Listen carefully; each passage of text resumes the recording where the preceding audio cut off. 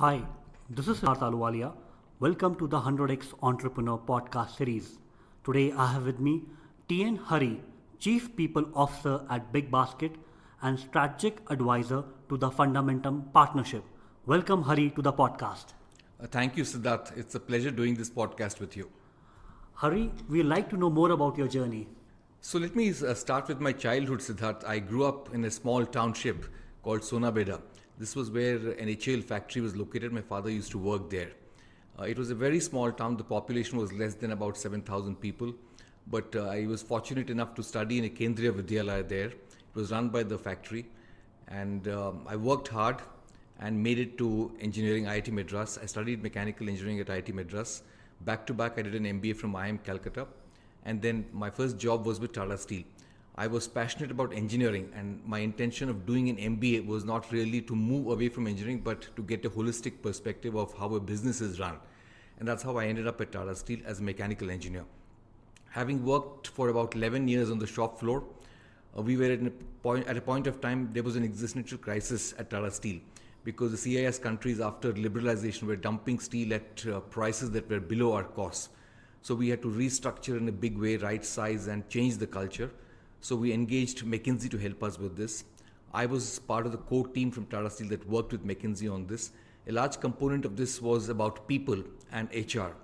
And I was there for about 3 years at Tata Steel working in HR. At some point I did feel that Tata Steel is really not the place for me to make a very long-term career. And people used to say, that if you work for 5 years in a place like Jamshedpur, you can never get out.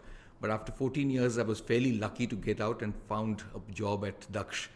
I was interviewed by Sanjeev Agarwal. Sanjeev was the founder CEO of Daksh.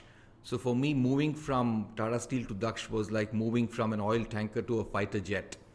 And it was an interesting experience. I was there for about 4 years. In those 4 years, the company grew rapidly from about 1,000 people, one city operations, to about 25,000 people, multiple cities, multiple countries. In the process, we were also acquired by IBM. So we had built a great asset. It was one of the coolest BPO companies at that point of time. IBM thought it worthwhile to acquire that company and run it. After which I moved on and joined a mid-sized IT services company called Virtusa. It was a niche IT services provider, more in the product development space rather than in the services space, although it did services as well. This company also we took public and listed on NASDAQ. So we had a good exit, after which I moved on to another startup called Amba Research. Amba Research, I was there for about 4.5 years. Amba was acquired by Moody's, and Amba was in the business of providing investment research services to investment banks and money managers, and Moody's acquired this company. After which I moved on to TaxiForSure. TaxiForSure was a very short stint because within a year of my joining, TaxiForSure was acquired by Ola. After which I moved to BigBasket, and I'm with BigBasket until now. So broadly for me, one large stint of 14 years at a large steel company, multiple roles, and the remaining 17 years with a string of startups. So you have been a lucky charm, I would say, for all those companies. They got either acquired or went public.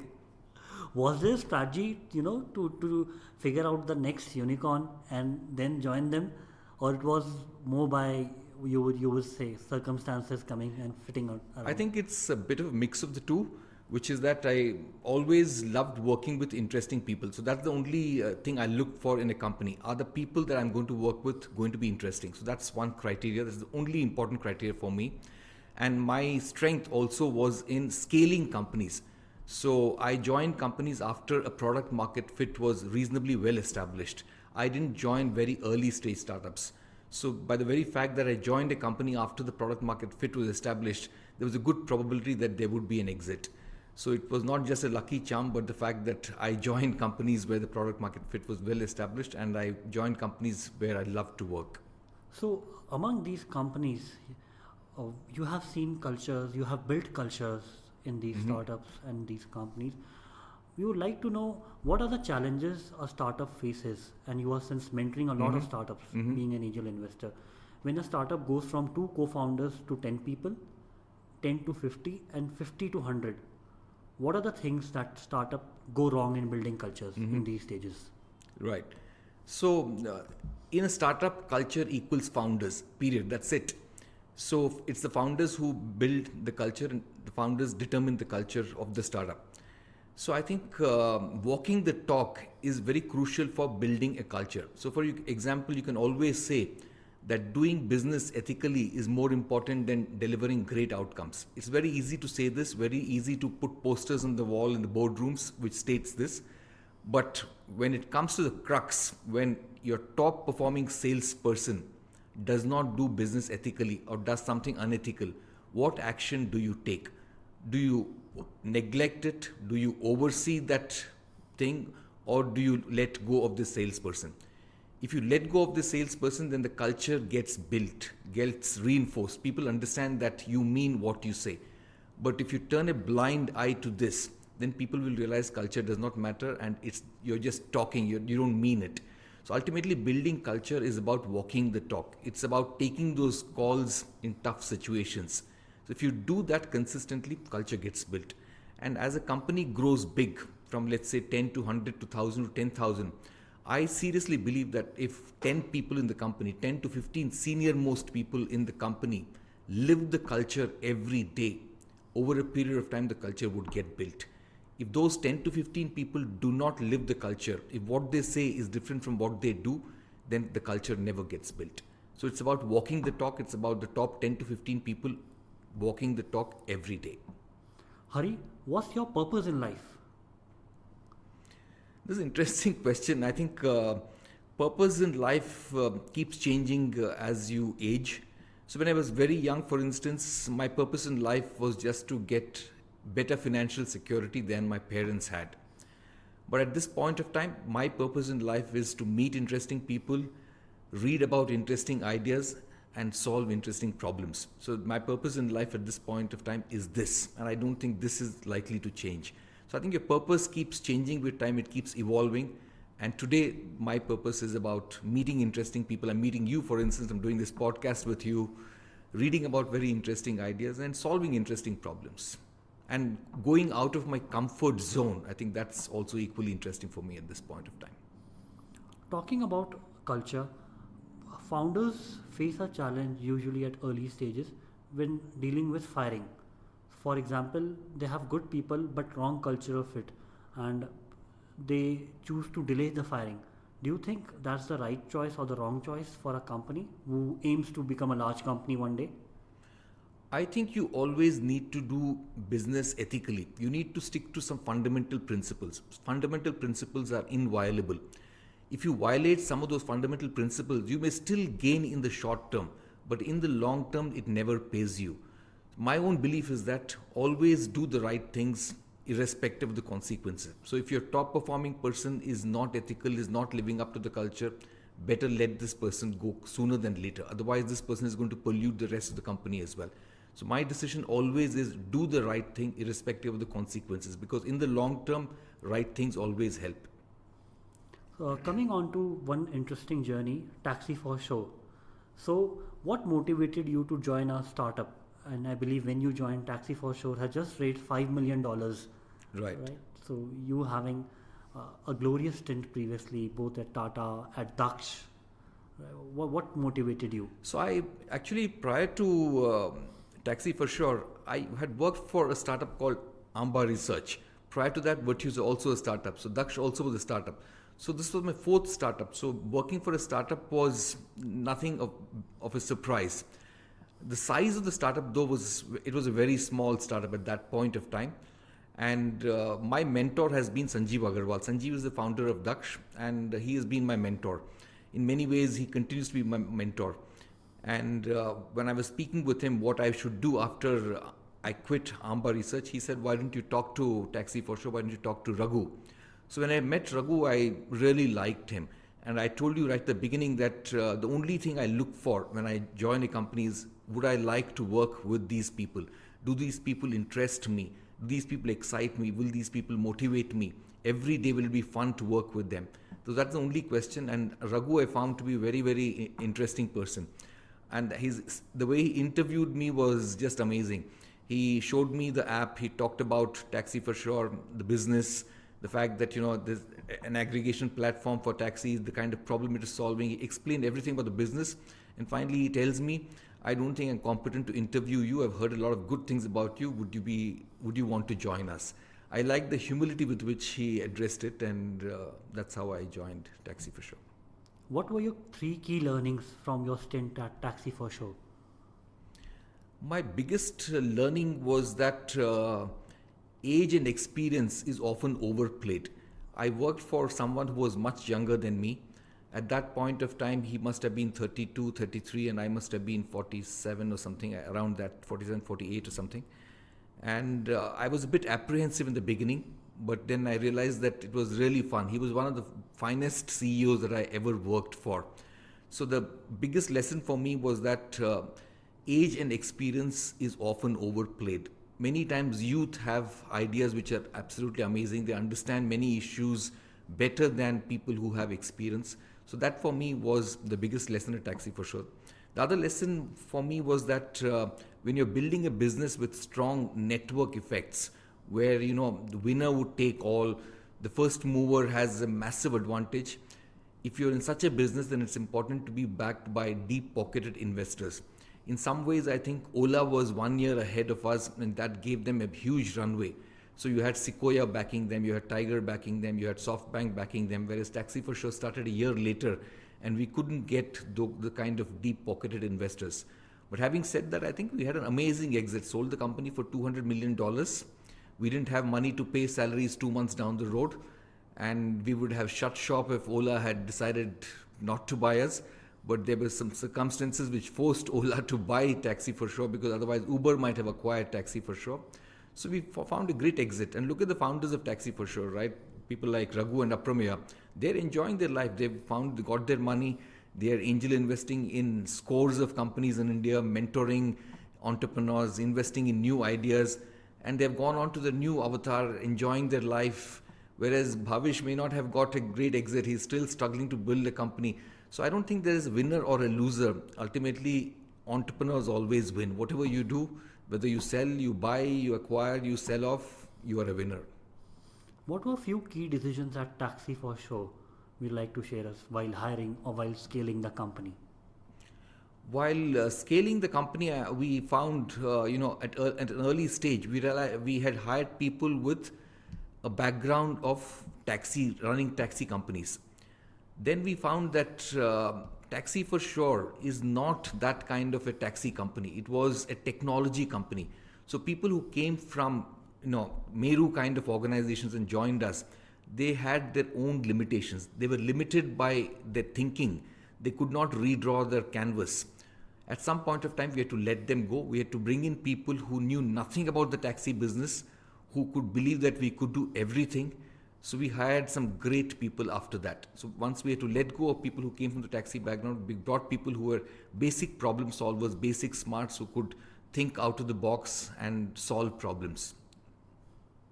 And what one thing which you could have done different, or the founder could have done different at TaxiForSure journey? That is slightly difficult to answer. The only thing that could have been different was if we had found one deep or two deep-pocketed investors. But I think circumstances almost conspired against TaxiForSure, because at some point of time, if you remember, there was an Uber driver who had raped a woman in Delhi. At that point of time, the whole concept of taxi aggregation came in doubt. The entire regulatory framework was anti-aggregators. The governments were clamping down. Investors were not prepared to support. So no investor was prepared to back an aggregator at that point of time. So Raghu was on the road meeting investors in Hong Kong and the US, but everyone was saying, we need to wait for 6 months, because we need to know what the government thinks about this and how they're going to think about this. So that 6 months was a long period of time for us to run out of money. And before the acquisition, team might have been, in tears, because just having 2 months of salary left, having 1,000 people to support. And the founders, I believe, were very ethical. They declined the Uber offer, which is in the news, because the Uber was not ready to take the entire team. That's correct. So I think Raghu and Aprameya were extremely ethical individuals, just two amazing individuals. They did all the right things from an employee perspective. And I think what they'd done is they had seen past cases where founders had let down their employees, sometimes by design and mostly by ignorance. So this time they were careful that employees were not given short shrift.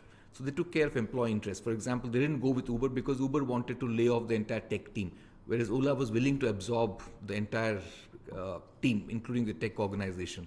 So they did the right things. They got every employee a 2-month bonus payout, 2-month salary as bonus payout. So they did all the right things. Now coming on to the BigBasket journey, what motivated you to join BigBasket and how did the journey happen? BigBasket, again, this was when I moved out of TaxiForSure. My conversation with my mentor, Sanjeev. Sanjeev was on the board of BigBasket. He said, BigBasket is a good company to work for. Why don't you come on board? They didn't have a head of HR. They were looking for a head of HR. And I met the founders, met the founders. They were amazing people as well. They were much older than Raghu and Aprameya. But as I've always said, age does not matter. It ultimately is about, do you have the energy? Do you have the entrepreneurial drive? Are you ethical? Are you fun to work with? Are you building a great company? And I found that they were committed to building a great company, and I thought I should come on board. What were your key learnings, and still, what are the key challenges which you face while building BigBasket? So I think the biggest lesson I learned from BigBasket was, from the founders particularly, was that times will keep changing. There will be oscillations. At some point of time, there will be a lot of focus on growth. Investors will push you to burn a lot of money and grow. The tide would turn very quickly and investors would ask you to make profits and ask you where is the money. The founders were clearly aware of this because they were old enough to have gone through these cycles in the past. So they built a very frugal business. They did not waste money. They did not burn money. They ran the business very optimally. So that was my biggest learning. I think when you're building a business, run the business optimally. Don't get carried away by the latest fad or fashion or trend. Do whatever is the sound thing to do. Do however a business is to be run. So I think that was very critical. As a result of which we are likely to break even also very soon. So we might possibly be the first e-commerce company that would break even as a result of this approach.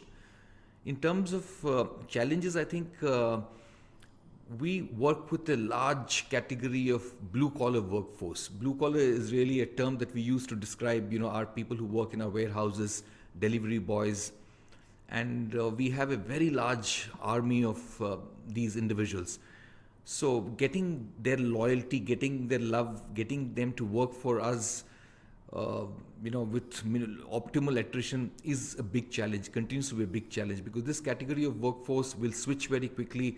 There is a lot of competition for people at the bottom of the pyramid. Swiggy is hiring in big numbers. Zomato is hiring.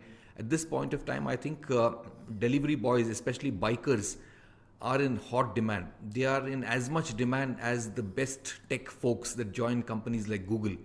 So I think hiring and retaining this category of workforce, motivating them to be as customer-centric as we want everyone in the company to be, because ultimately they are the last face with the customers. They interact with customers. So customers see BigBasket through them. So how can we get them to be customer-centric and how can we get them to be loyal? I think those are some of the biggest challenges. What are the key processes, if you would like to share, some 3 or 4, which you have implemented at BigBasket and which have helped BigBasket scale rapidly? I think, in terms of processes, I would say you should build some foundational or fundamental processes which will help you scale. The foundation should be extremely strong. So in terms of foundation, we have something called prevention of sexual harassment. A lot of startups, you must have seen cases where founders were involved in harassment. There were other senior employees. In BigBasket, you would not find a single case like this. For the simple reason, right from the beginning, we created a policy of prevention of sexual harassment, communicated this across the company, and we have women not just in corporate. Women in corporate are typically well educated, they're aware of their rights, and if they're harassed, they can easily have recourse. They can approach people outside BigBasket. But we have women working in the warehouses as packers. They are people who come from backgrounds where they're used to being harassed, so they would never even know that they need to complain. Even those women have been made aware of their rights. The day a woman joins the HR head in the region, in Nasik, wherever we are in Kochi, it could be in Kolkata, it could be in Pune, it could be in Lucknow. A woman joins, within 24 hours, the HR head would meet her, tell her about her rights, tell her what recourse she has, give her the phone numbers of internal complaint committee members. The region business head would meet her. So they are well aware of their rights. And we have been in situations where a couple of senior people were involved in harassing women. For example, at some point of time, one lady called me and said, "I want to see you." From the tone, I realized that it was very important. So I said, "Why don't you come down right away?" She was in tears. She was complaining that the head of the department was involved in harassing her. And the head of the department, that function that the guy ran, was very critical for BigBasket. BigBasket's ability to scale depended on that function being able to deliver. And the head of the function was accused of this. I called the two key founders and told them that, Sudhakar and Hari, told them that a complaint has come. We will investigate this in 24 hours. We will take a decision, and very likely, it's very likely that it might be true, and we might have to let this person go. So they took less than 15 seconds to tell me we should do the right thing. We investigated, found the person guilty, let the person go. So that single decision created such goodwill in the company. Every woman in BigBasket respects the company for the simple reason that we took some of these very tough calls. In one of the regions, we had an HR head who was involved in harassment of his own team members. This came to our notice. And this HR head was in the region where it was important to politically interact with people in that area. He had connections with the unions. He had connections with political leaders. We almost thought that we can't run the region without this person, but we took the call to let him go.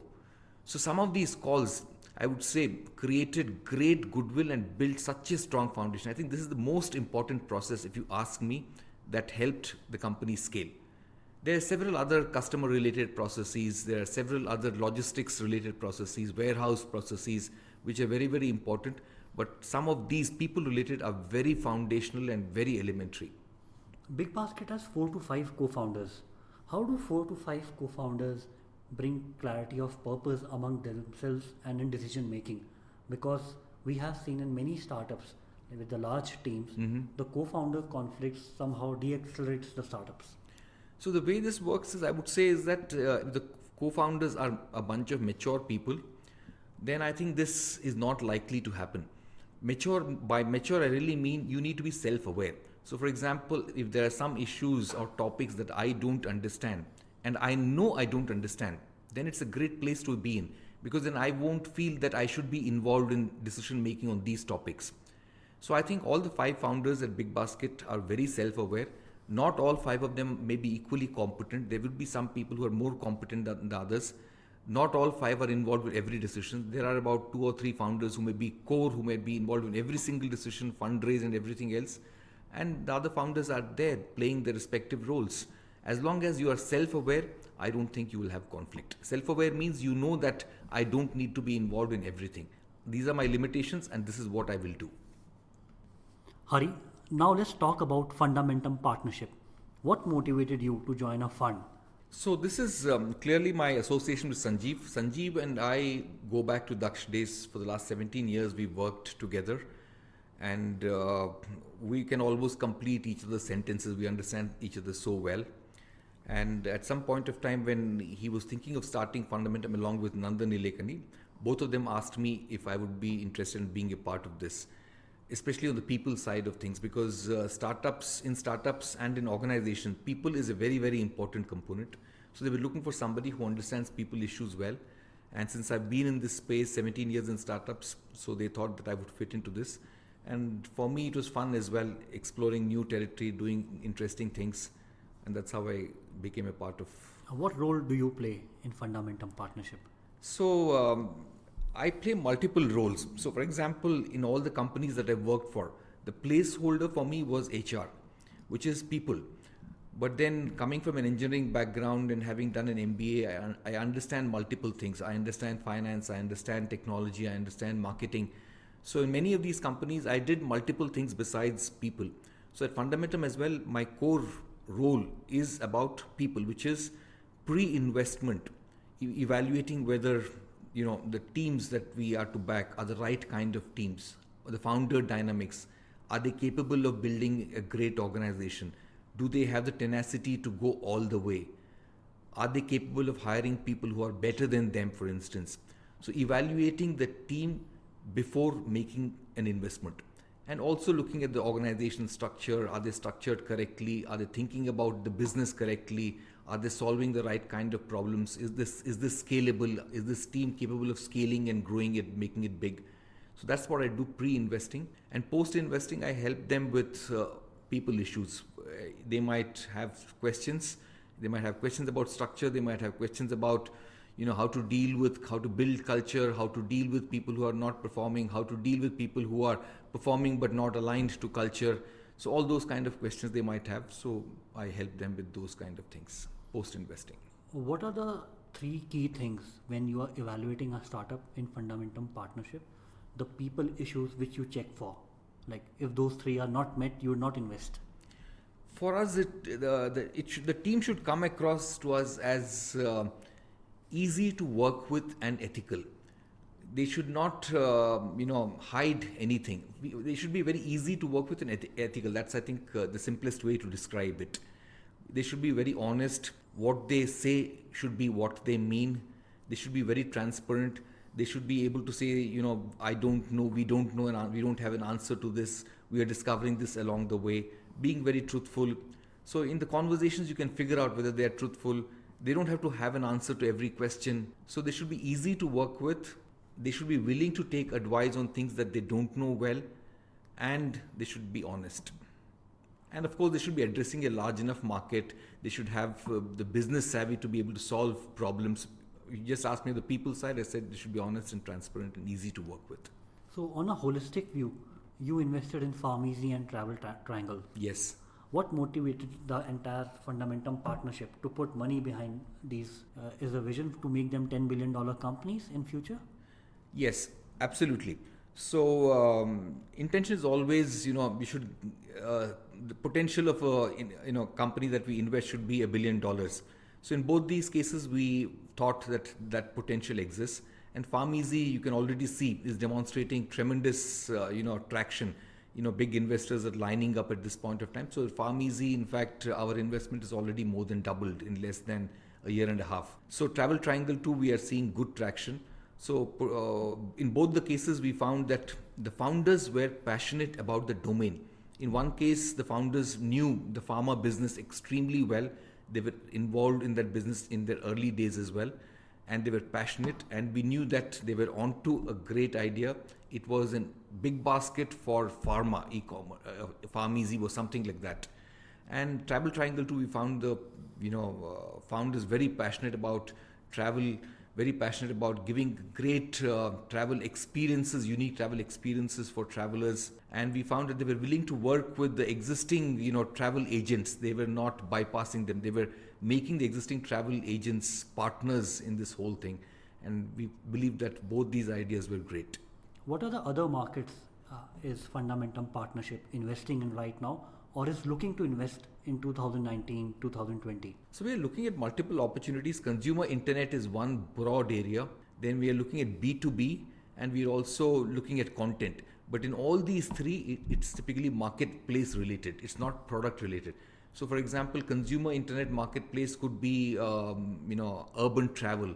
It could be any form of urban travel. There are several companies which are, doing Bounce, for example, is into urban travel. They do scooters, I'm sure you know that. And Travel Triangle, for example, falls into this consumer internet marketplace. Retail could fall into this. Then also B2B, also transaction-related marketplace. So basically a marketplace, but in B2B, could be in consumer internet or in the content space. As an angel investor, which companies are you an investor in? I have invested in companies like Rocketium, which is run by Satej and Anurag. Then also invest in BestDoc, Afzal Salu. Afzal Salu was a founder of Deliver. I think he was an investor in your company also, Siddharth. Yes, he was. He's a wonderful person. Yeah, and he was a part of BigBasket as well. He helped BigBasket build the express business. I've invested in his startup, which is BestDoc. Also invested in a startup called Ginny and another one called UnFound. And what's your ticket sizes while you are investing in these startups? My ticket sizes is about 15 lakhs. It's a small, very small ticket size. And are you an active angel investor, or because you knew these founders very well, that's why you invested? I am not an active angel investor. I invested because I knew these founders very well. So that's my entire approach, which is that I should know the founders very well. So that's the only thing. After that, I don't really bother. For example, I don't insist that the founders take my advice. If they want my advice, they take it. If they don't want my advice, they don't take it. So I invest money and I see myself as just an investor. So I give my money to people I know very well. And what's your purpose behind angel investing when you are part of such a big uh, VC firm? Angel investing is fun. I think at some level you are reposing trust in an early stage in a startup. The founder is looking for someone who he or she could trust, and being able to trust someone gives you a feeling of satisfaction. You know that somebody is struggling to get the trust and you are providing the trust. It gives you a sense of satisfaction, irrespective of whether you make money out of that or not. The feeling that you are supporting an idea, supporting an early stage investor who's looking for the trust gives you great satisfaction. It gives me great satisfaction. So among the journeys, both where you were full time as an investor, you were part of, what do you find where the startups are able to scale 50 to 100x and where the startups are just able to scale 2x, 3x? What are the difference in those journeys or those founders? So my own belief is that it is less about the founders and more about the kind of market that these startups are operating in. So, for example, Google was a startup that grew, I don't know, 10,000 times, right?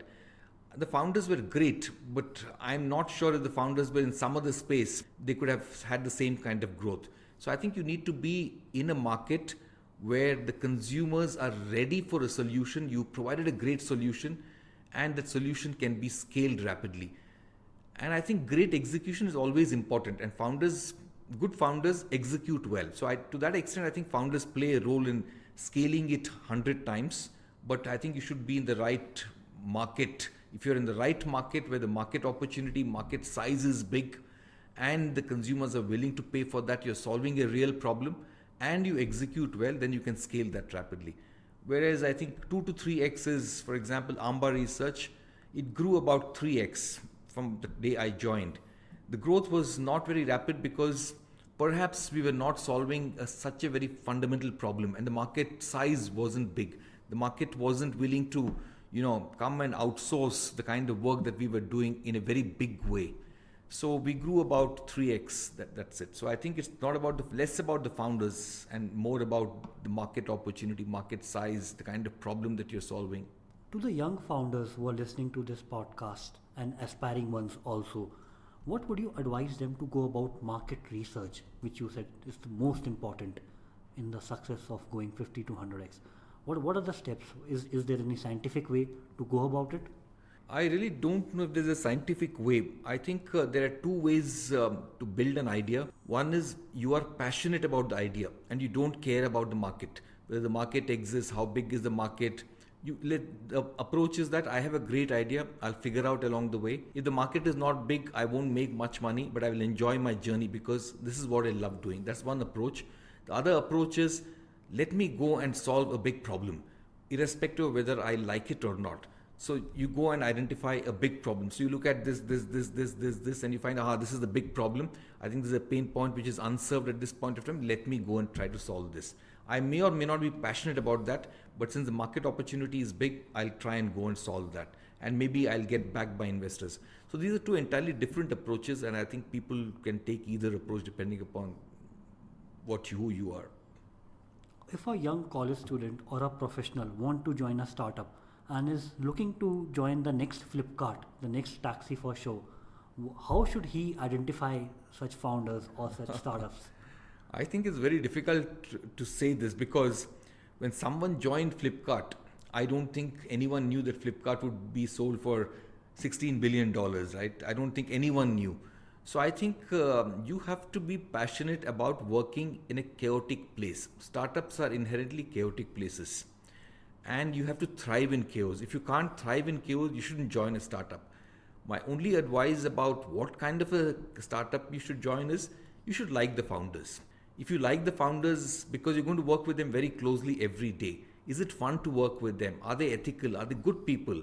Are they fun to work with? I think those 3 or 4 questions, if the answer is yes, then I think you should join. You shouldn't worry about whether it'll be the next Flipkart or not because that's impossible to predict. So coming on to a more personal side of yours, what are the hardships or challenges which you have faced, which most of us don't know about?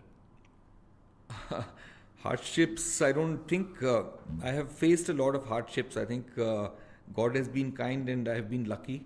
So I don't think I have faced a lot of hardships. The only challenge I may have faced is at some point of time at Tata Steel, I felt that this is not the right company for me and I should move on. And I was finding it difficult to move because I was stuck in one company, worked as an engineer and worked a little bit in HR. But who would bet, which other industry would bet on me other than a steel company? So if I had wanted to move out of steel, it was very difficult.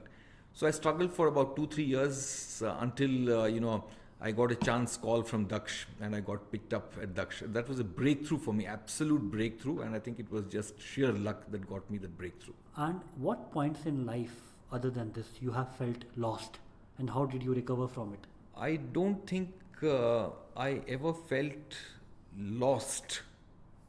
Or directionless? I think that has been one of my strengths, which is that I never easily get lost. And the way I see life is that there are two ways to look at it. One is you try and find things that you love to do. The other approach is you love whatever you get. I think life is a combination of the two. You should try and find things that you love to do, and you should love the things that you get to do. So I did both. So the way I pursued my startups, if you see my 17 years of startups, was that I tried finding companies with a good product market fit. So that was what I knew I would love to do. I tried to find them. So I found all of them one by one. I found all of them, whether it was a Daksh or whether it was a Virtusa, Amba Research, TaxiForSure, BigBasket. I found all of them. But in each of these companies, there will be some moments when you are frustrated, right? When you have to do things that you don't like. So that was when the second part of my attitude kicked in, which is irrespective of what you have to do, love what you have to do, because everything in life is not about enjoy good things. There will be, life comes as a package, a box of chocolates, as in the Forrest Gump movie. So you have to love everything, I would say. What's your daily routine like? I don't have a fixed routine. So I would say it depends on the company I worked for largely.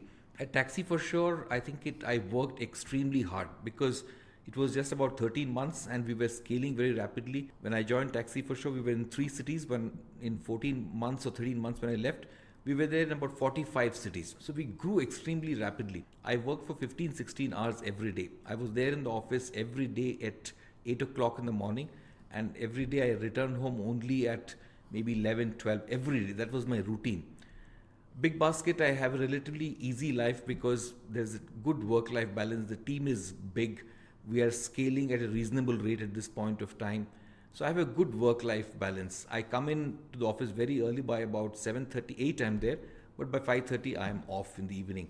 So BigBasket, my routine is different. So every company that I've worked for, the routines have been different. I've adjusted based on my company's needs. So what do you do in those times which are to yourself? Do you meditate, read? I have never meditated at all, though I do read. I do ponder, and I talk to interesting people. So I would say the last 4 years of my life have been the most fulfilling years of my life because I've gotten to meet very interesting people.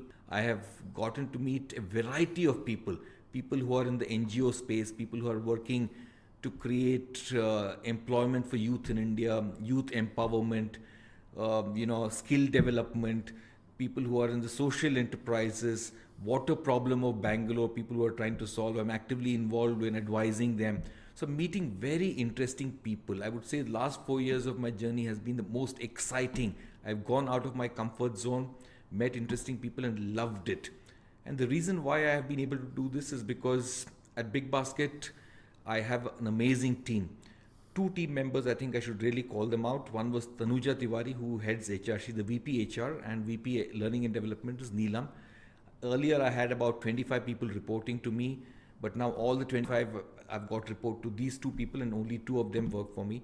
I trust them 100%. I've learned from them that there's a big difference between trusting someone 95% and trusting someone 100%. So I trusted them blindly. They made some mistakes. People expected me to step in and correct those mistakes. I refused to step in. Because I refused to step in, they learned my job quickly. They made me redundant, as a result of which I have a lot of free time. I'm able to talk to you, I'm able to write books, I'm able to do podcasts, help solve the water problem of Bangalore, do interesting things. Which is the next book coming and what's it about? The next book is likely to be released in September. It's already with the publisher. The title of the book is Saying No to Jugaad. Subtitle is Making of BigBasket. Wow, we are looking forward for that BigBasket journey. And coming on to the books which you have read, which books have shaped your life the most or helped you in taking key decisions? Difficult to say whether books have helped me to take key decisions, but I've certainly enjoyed reading some books. So Richard Dawkins is a favorite author of mine. So I've read pretty much every book that he's written. I've been very impressed. Selfish Gene was one of his masterpieces. The Blind Watchmaker was another masterpiece of his. The Greatest Show on Earth. So I've pretty much read Richard Dawkins. I think Dawkins has been a big influence in my life, Richard Dawkins. I've read a lot of other books. I love history. William Dalrymple, I've read almost all of his books. So these are the kind of books that I read. I don't read management books. Mostly I don't. What habits of yourself would you attribute to your success? I think they are I'm just curious. I'm as curious as a kid. So I ask a lot of questions. I learn from everybody. I'm truly non-hierarchical.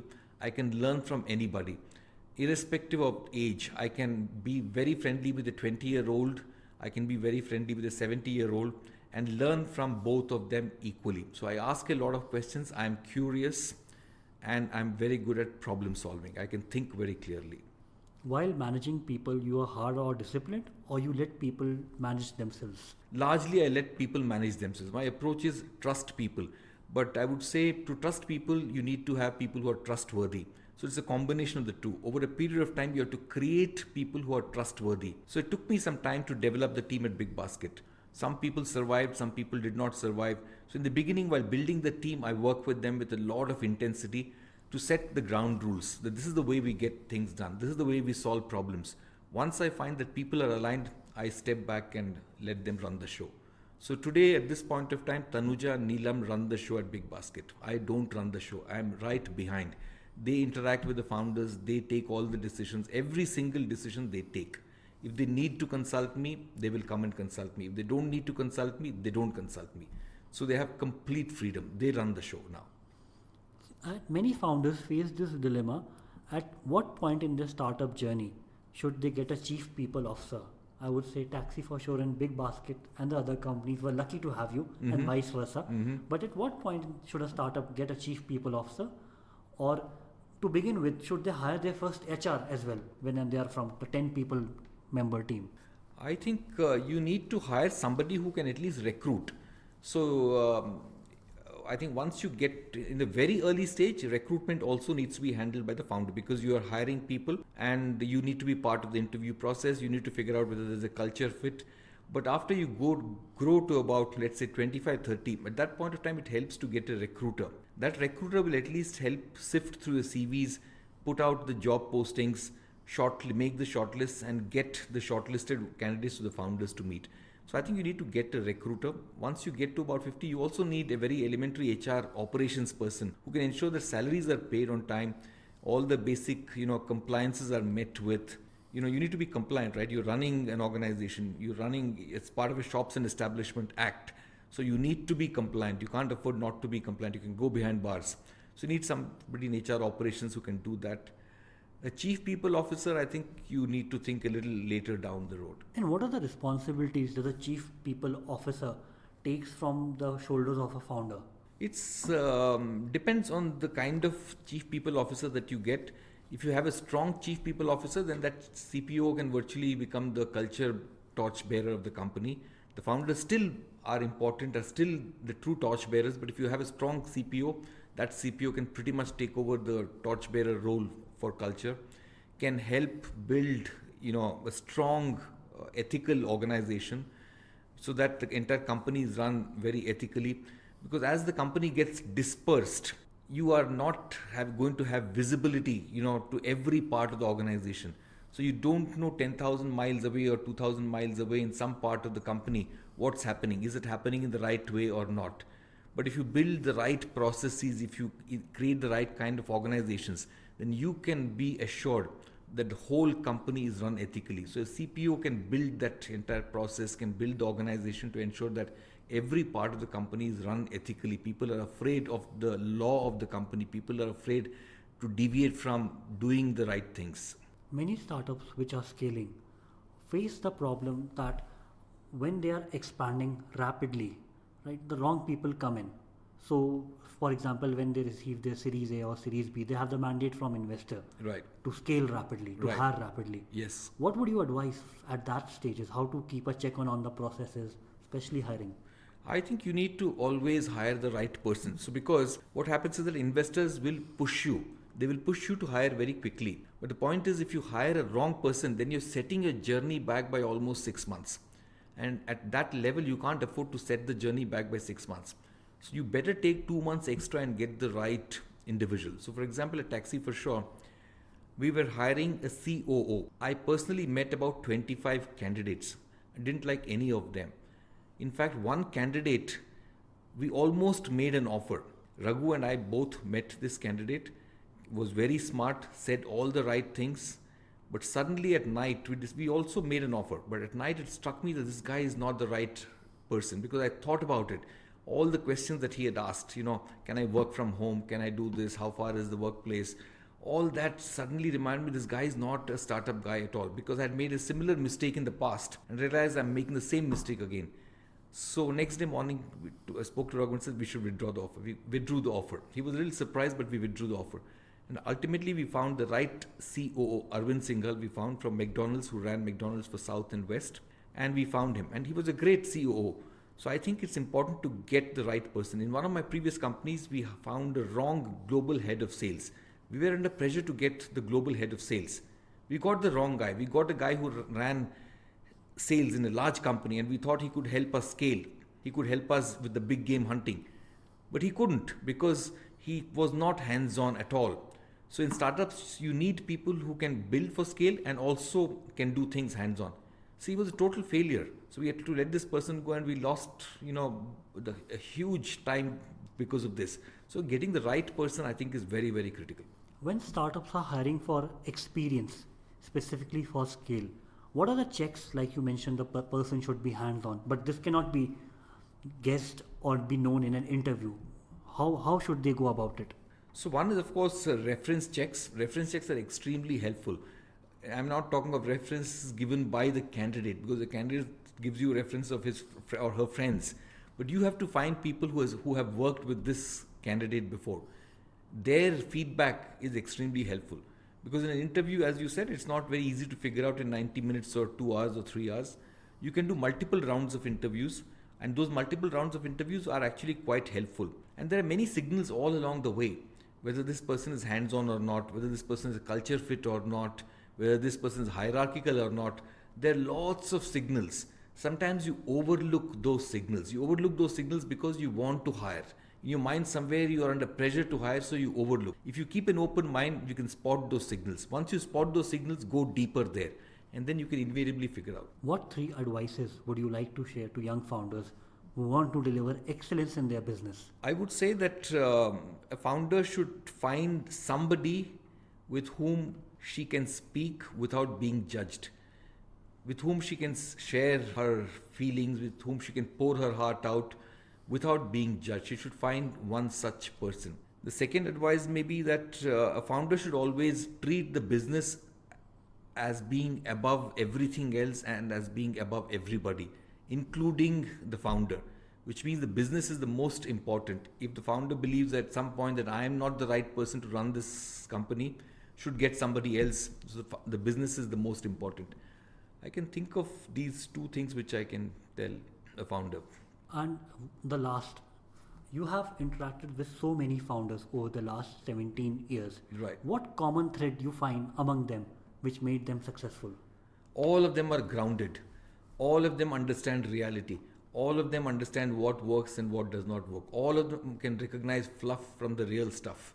I think that's the thing common to all founders. All of them are good at execution.